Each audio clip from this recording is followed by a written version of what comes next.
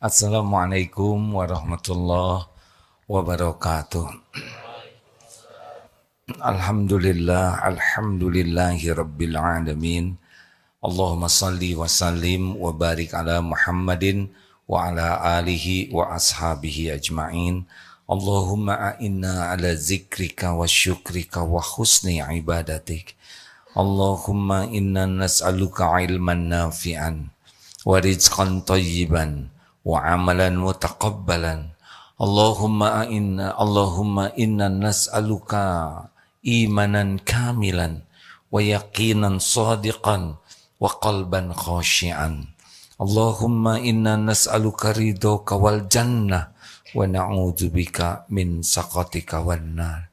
Duhai Allah, limpahi kami dengan ilmu yang manfaat, rezeki yang baik, amal yang kau terima. Ya Allah, kami mohon kepadamu iman yang sempurna, keyakinan yang benar, hati yang khusyuk. Ya Allah, tolonglah diri kami agar selalu ingat padamu, senantiasa bersyukur, dan bisa memperbagus ibadah kami padamu. Taqabbal minna ya Karim, kabulkan doa kami. Innaka antas samiul alim, sesungguhnya engkau maha mendengar lagi maha mengetahui. Amin ya rabbal alamin. Enak hidup ini, ada Allah yang maha dekat, yang maha mengabulkan doa. Rugi kalau tidak doa, karena doa adalah ibadah yang disukai Allah. Ad-du'a huwal ibadah. Doa itu ibadah. Makin banyak doa, makin bagus. Karena doa itu adalah amalan yang sangat disukai Allah. Kenapa doa disukai Allah? Karena doa itu pengakuan kita hamba, Allah Tuhan kita. Doa itu zikrullah. Doa itu ad-du'a silahul mu'minin, senjata bagi orang beriman, cahaya bagi langit dan bumi. Seperti yang disampaikan, ada hadis dari riwayat Imam Ahmad dan ini sahih ya. Nabi Shallallahu Alaihi Wasallam bersabda kepada Mu'adz, sahabat Rasul, demi Allah, sungguh aku mencintaimu. Aku wasiatkan kepadamu, janganlah engkau lupa untuk mengucap di akhir solat sebelum salam, Allahumma a'inni ala dzikrika wa syukrika wa husni ibadatik. Ya Allah, tolonglah aku agar senantiasa ingat padamu, zikrullah, dan bersyukur padamu, wa syukrika, dan memperbagus, wa husni ibadatik, memperbagus ibadah kepadamu. Luar biasa. Ini sesuai dengan perintah Allah dalam surat Al-Baqarah ayat 152. Fadhkuruni adzkurkum washkuruli wala takfurun. Berzikirlah padaku, aku ingat padamu. Fadhkuruni adzkurkum, niscaya aku ingat padamu. Dan bersyukurlah padaku, janganlah kalian kufur. Imam Ibnu Qayyim mengatakan agama ini dibangun atas dua landasan. Satu, zikrullah. Yang kedua, syukur. Kemarin ada seorang ulama juga mengatakan kepada orang-orang yang ingin awet muda, katanya yang pertama, hiduplah selalu bersyukur. Dan yang kedua, selalu basah lisannya menyebut nama Allah. Sebetulnya tidak penting awet muda, yang penting awet iman, awet takwa, ya. Tak pasti tua. Kalau ada yang mengatakan, oh kamu awet muda, tidak mungkin, ya kan? Mana ada orang awet muda? Pasti menua lah. Baik, adik-adik kalau awet muda jadi awet bayi nanti. Kenapa zikir penting? Perintah Allah itu zikir tuh. Ya ayyuhalladzina amanu dzkurullaha dzikran katsira. Jadi zikir itu adalah amalan paling baik. Tidak ada bandingannya. Ala unabbiukum bi khairi a'malikum. Maukah aku beritahukan amalan yang terbaik, yang paling suci di sisi Allah, yang paling meninggikan derajat, yang lebih baik dari menafkahkan emas dan perak, lebih baik dari bertemu musuh di jalan jihad fisabilillah, engkau menebas lawan atau engkau ditebas. Dulu memang begitu. Bayangkan lebih baik, ini paling baik, paling suci, paling tinggi derajatnya, lebih baik dari menafkahkan emas dan perak, lebih baik daripada jihad fisabilillah, yaitu zikrullah ta'ala.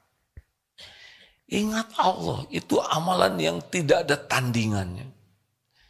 Apa karunia terbesar bagi orang yang zikrullah?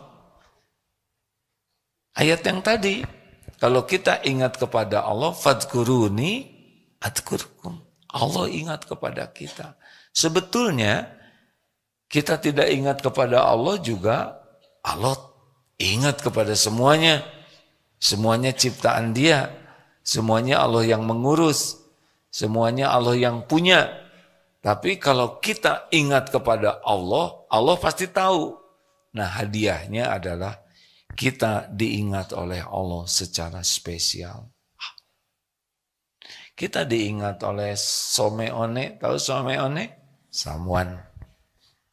Kita diingat oleh samuan aja, apalagi samuan yang spesial. Kita aja disebut-sebut nama oleh guru, beda ya kan? Kepada santri fulan, begitu. Gak begitu sih. Diingat oleh gubernur, disebut gubernur, senang. Diingat oleh presiden, disebut-sebut, lebih senang. Bayangkan, nama saudara disebut ketika sidang, dalam sidang DPR, MPR, kepada saudara fulan yang berjasa, senanglah. Apalagi ini disebut-sebut oleh penguasa langit dan bumi, Tuhan semesta alam, penguasa jagat raya. Disebut-sebut, diingat-ingat secara spesial. Ini tidak ada tandingannya. Dan caranya sederhana sekali. Kita ingat kepada Allah, Allah ingat ke kita secara khusus. Kemudian apa yang Allah berikan, Allah tahu keadaan kita. Nanti hati ini dikuasai Allah, dibulak-balik oleh Allah. Turun sakinah. Huwaladzi anzalas sakinah. Dialah Allah yang menurunkan sakinah. Tenang di sini tuh. Maka orang yang zikir berhadapan dengan bahaya seberat apapun. Kita lihat ya tayangan-tayangan di Palestina. Di sana ada drone yang mau menjatuhkan bom. Ya tenang saja. Ada yang terhimpit oleh bangunan dan zikir saja. Ada yang anaknya dalam keadaan sakratul maut dan zikir saja. Bahkan ada yang dalam keadaan beliau sendiri koma, ternyata mulutnya tetap saja zikir. Ada yang menyebut nama Allah, ada yang terus membaca Al-Quran. Ini nikmat besar hadirin. Kalau mau iri, irilah kepada orang yang banyak disebut-sebut oleh Allah. Siapa dia? Ahli zikir. Mungkin sudah kita bahas berulang kali, ada 5 tingkatan ahli zikir. Ada 5 tingkatan berzikir, bukan ahli ya. Ini niat zikir, tapi yang pertama ini bagus, tapi bagusnya masih bawah sekali, yaitu yang dia ingin berzikir, tapi ketika zikir dia tidak sadar dengan apa yang dizikirkan, walaupun zikir. Contohnya kita habis sholat, astagfirullah, astagfirullah, astagfirullah. Tidak sadar nih, tapi kita pengen zikir. Tapi tidak menyadari apa yang kita ucapkan. Hanya punten ya, komat kamit saja. Astagfirullah, Allahumma antas salam, wa minkas salam, alaika ya Allah, salam.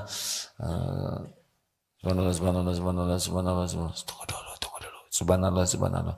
Gue ikut dong. Subhanallah, subhanallah, subhanallah. Dia mulut bunyi.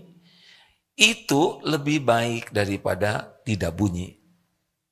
Dan itu lebih baik dibanding berkata maksiat. Cuma sayang baru bunyi saja. Belum pakai hati. Tingkatan kedua adalah sadar dengan apa yang diucapkan. Astagfirullah, astagfirullah, astagfirullah. Subhanallah, subhanallah. Sadar sedang menyebut nama Allah, tapi belum paham. Tingkatan ketiga, mengerti yang dibacanya. Ampun ya Allah, astagfirullahaladzim, ampun ya Allah. Sudah ada isinya tuh. Maha suci Engkau, alhamdulillah, segala puji bagimu. Sudah bisa mengartikan apa yang disebutkan. Ini lebih enak. Alhamdulillah, segala puji bagimu ya Allah. Baru menerjemahkan. Nah yang keempat yang mulai nikmat, yaitu sudah berisi. Astagfirullah, ampun ya Allah, aduh astagfirullah. Mata tidak terjaga, astagfirullah. Pikiran tidak terjaga, astagfirullah. Mulut tadi bohong, astagfirullah. Tadi berlebihan, astagfirullah. Tadi nyepak kucing, astagfirullah. Tadi makan punya teman, astagfirullah. Jadi ketika istighfar itu selain minta ampun, tahu yang diminta. Jelas tidak nih? Ada bedanya tidak?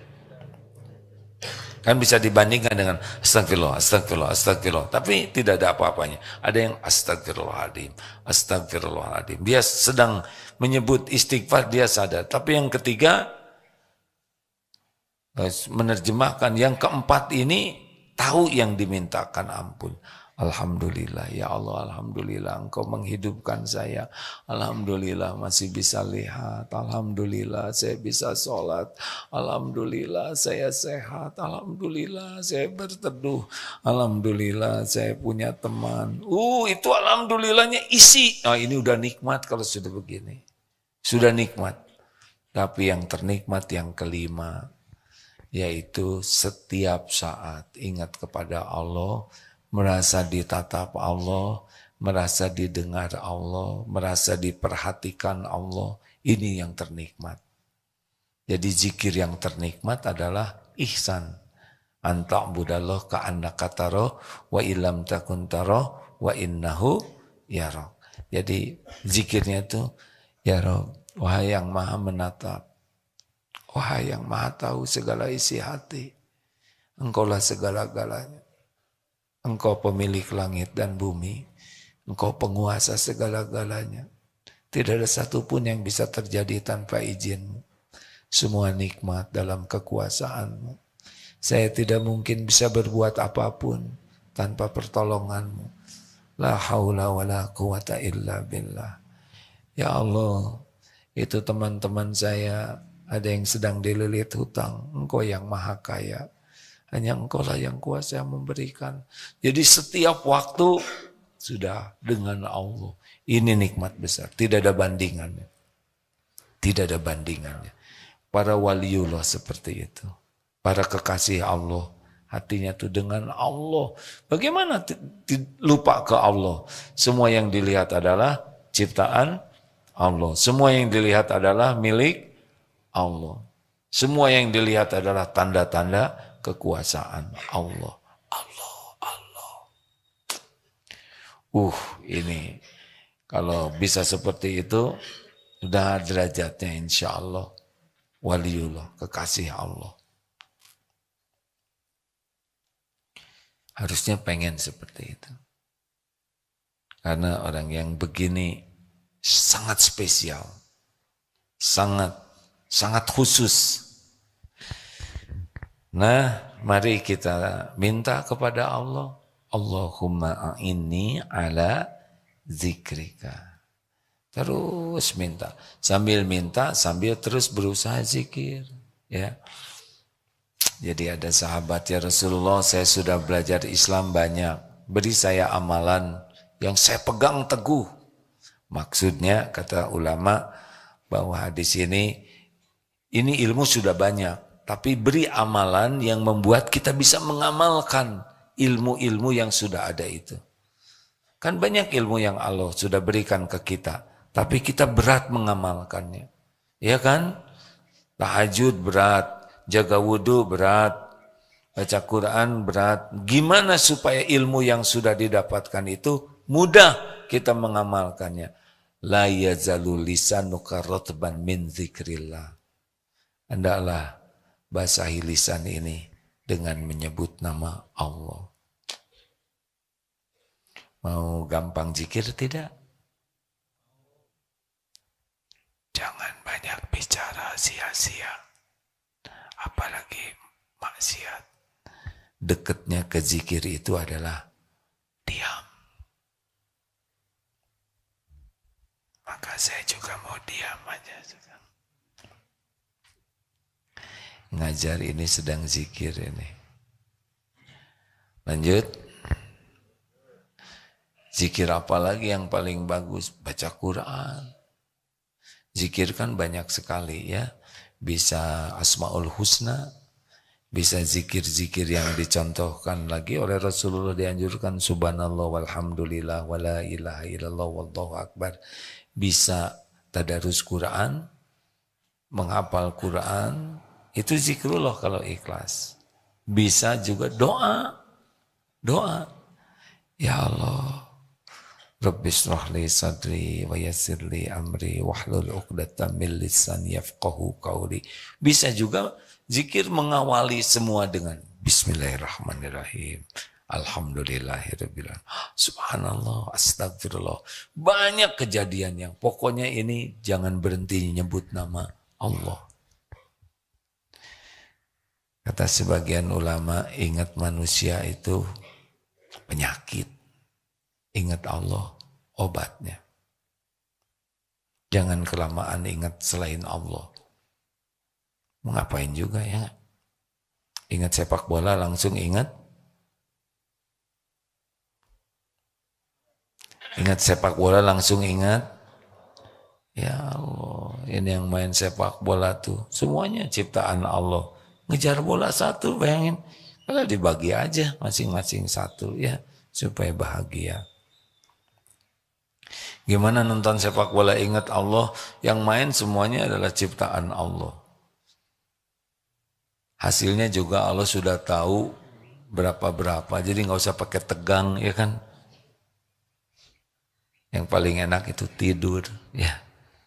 Menonton sepak bola jam berapa? Jam 2, rugi, ning tidur. Lebih baik bangun jam 3 bisa tahajud. Cobaan sepak bola itu bukan tidak boleh. Kalau mau lihat zikir saja sepanjang waktu ya. Gimana zikirnya? Lihat orang lari. Duh ya Allah, ini ciptaanmu berkeringat. Kakinya bisa sliding. Ini semuanya diurus oleh Allah. Tidak ada satupun. Dan yang menarik selama sepak bola tidak pegang HP. Benar? Ini menarik. Karena kita kan sholat aja pegang HP. Allahu Akbar. Berapa banyak yang nggak kuat untuk lihat HP ya. Pemain sepak bola nggak pakai main HP. Dan diteriakin apapun nggak ngepek. Betul tidak? Ada beberapa hikmah. Cuma saya bukan penggemar sepak bola.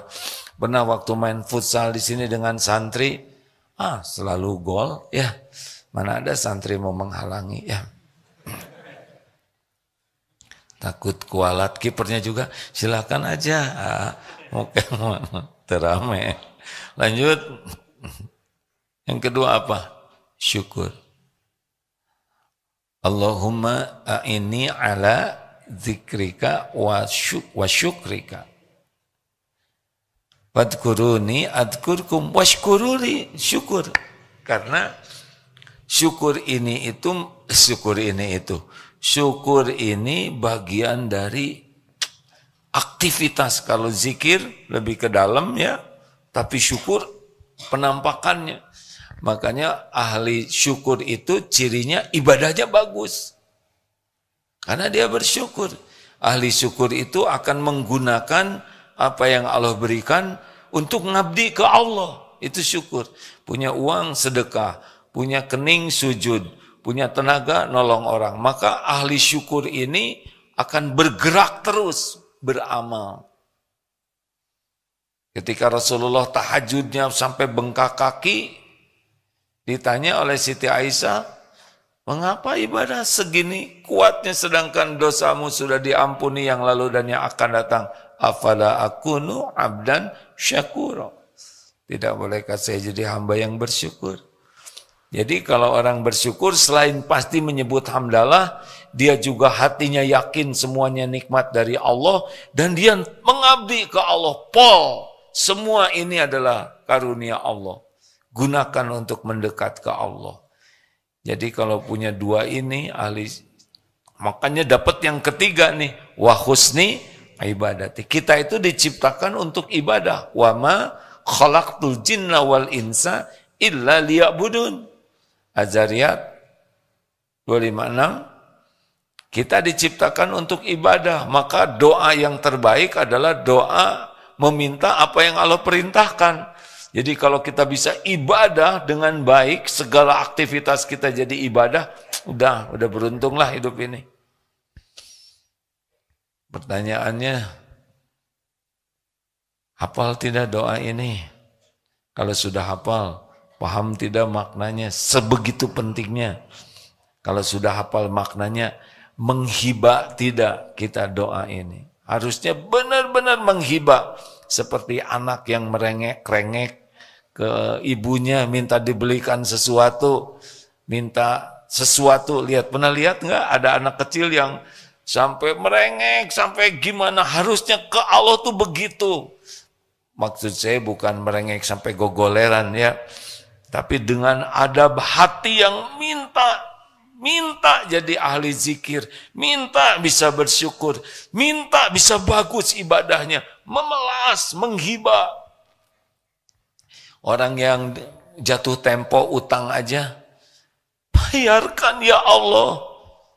Tapi jangan hanya minta lunas utang, minta bisa zikir, minta bisa syukur, minta bisa ibadah dengan bagus. Begitu. Kenapa? Jadi pada melongok begini.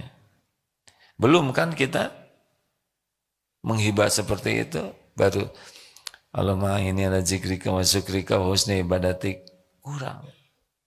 Itu kurang pakai hati. Hati yang benar-benar berharap. Nanti kalau dikasih oleh Allah, wah udah nikmat besar. Silakan ada tanya jawab sekarang. Assalamualaikum warahmatullahi wabarakatuh. Waalaikumsalam warahmatullahi wabarakatuh. Saya juga dari Bengkulu, alumni Angkatan 52 PMK. Oh, kakak tuh ya, sungkem. Ya. Alumni 52, Pak. Ya, Pak. 2 tahun yang lalu. Alhamdulillah. Ya. Saya mau saya tanyakan, Pak.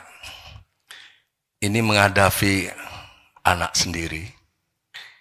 Kalau kita beri nasihat, dia selalu mengingatkan pada saat masa-masa saya yang agak jauh dengan agama. Dia katakan, Bapak dulu waktu belum taat juga ada rezeki katanya. Sekarang Bapak udah taat malah rezekinya berkurang katanya, Pak. Jadi saya berpikir, kalau kita ajak bertengkar, saya membuat dosa anak saya. Kalau saya diamkan, saya juga berdosa. Jadi kira-kira apa yang harus saya perbuat? Tobat.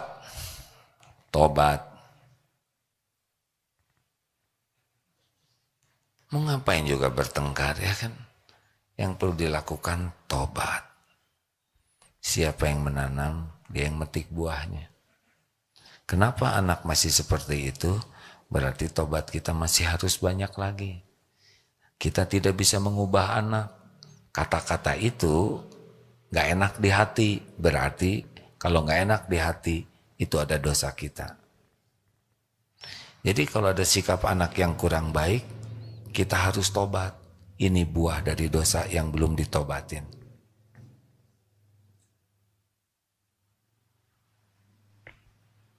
Bisa satu lagi, pertanyaannya? Boleh. Terus kalau kita menghadapi saudara, dia misalkan punya masalah dengan kita, punya hutang. Kita menagih. Tapi dia malah memarahi kita, membenci kita. Jangan tagih. Terus kita mau silaturahmi dengan kakak. Tapi kita sudah tahu sifat kakak ini, dia pasti emosional tinggi. Kalau kita tidak datang, berarti kita memutuskan silaturahmi. Enggak juga. Tidak datang hanya tidak datang saja, bukan memutuskan. Enggak. Jadi kita tidak berdosa, bukan kita memutuskan silaturahmi berarti itu. Kalau memutuskan silaturahmi, ya memutuskan silaturahmi. Bahkan cuma tidak datang aja kan? Ya, kita tidak mau datang ke dia karena kita kalau datang, kita nanti dia akan marah. Ya, Akhirnya kita timbul namanya emosi. mencegah kemungkaran. Kalau datang jadi bertengkar, ya nggak usah datang. Lebih baik itu. Iya kan, kata Bapak kalau datang bertengkar, Ya. jadi nggak usah datang. Kalau memutuskan silaturahim dengan saudara. Ini kan kita tidak ada niat, tapi niatnya mencegah pertengkaran. Makasih, Assalamualaikum warahmatullahi wabarakatuh. Salam. Saran saya, udahlah halalkan aja.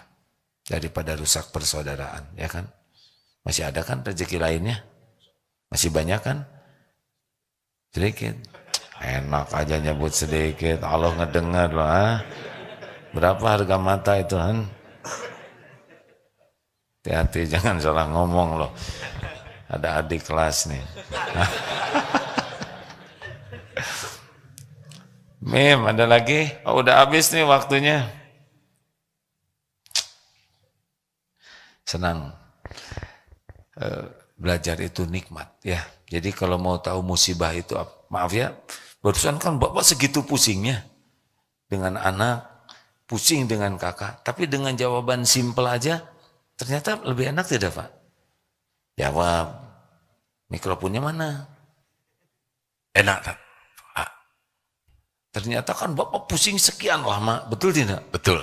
Gimana nih anak diomongin ini nih? Ya. Ini lihat saudara begini lagi, ruwet, bisa berhari-hari, berbulan-bulan. Tapi dengan jawaban, kok jadi kling? Ada perasaan gitu nggak Pak? Ya. Oh iya ya, saya harus taubat. Oh iya ya, saya mencegah kemungkaran. Nah, apa yang saya berikan barusan? Ilmu. Jadi sesuatu yang berat itu tiba-tiba bisa menjadi kling mudah gara-gara tahu ilmunya. Udah, pesantren lagi, angkatan 65, ya enggak? Siapa? Terima kasih Bapak Ibu yang baik, adik-adik, terima kasih semuanya. Sudah jam 6.